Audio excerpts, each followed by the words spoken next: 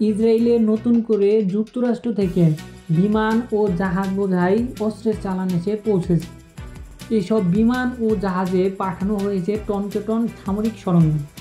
Israeli সামরিক বাহিনীর উদ্ধৃতি দিয়ে তুরস্কের আনাদোলু এজেন্সি এক প্রতিবেদনে এই তথ্য প্রকাশ করেছেন।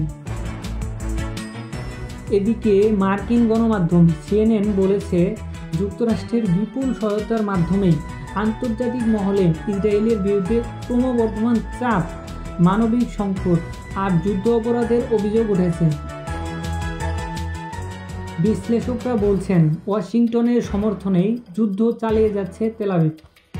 এক্ষেত্রে আমেরিকার কিছু গণমাধ্যম দাবি করেছে, যে কোনো সময় ইরানে হামলা চালাতে পারে ইসরায়েল।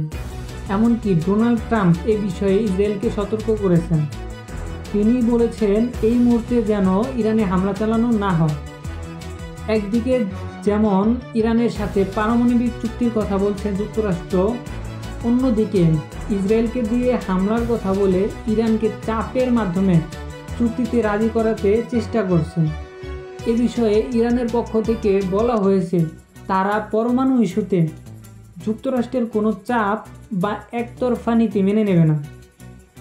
যুক্তরাষ্ট্রের এমন ব্যবহারে বোঝা যাচ্ছে, তারা মুখে ইসরায়েলকে হামলা চালাতে নিষেধ করলেও যদি ইরান যুক্তরাষ্ট্রের সাথে পরমাণু চুক্তিতে রাজি না হয়, সেক্ষেত্রে তারা ইসরায়েলের মাধ্যমে ইরানের পরমাণু স্থাপনায় হামলা চালাবে।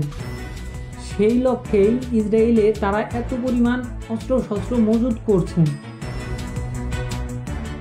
এদিকে ইরানও বসে নেই। তারা তাদের সামরিক বাহিনীকে সার্বক্ষণিক প্রস্তুত থাকতে বলেছে। তাদের ক্ষেপণাস্ত্র ইউনিট, নৌ বিমান ও সেনা ডিপার্টমেন্টকে 24 ঘন্টা অ্যালার্ট থাকতে বলেছেন।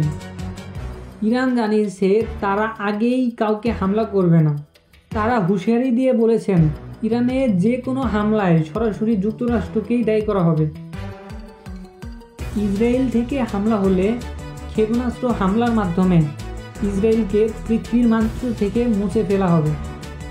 এদিকে রাশিয়াও ইরানের পক্ষ নিয়ে বলেছে, ইরানের কোনো পরমাণু স্থাপনায় হামলা হলে পুরো মধ্যপ্রাচ্যে বিপর্যয় নেমে আসবে, আর তা কখনো রাশিয়া মেনে নেবে না।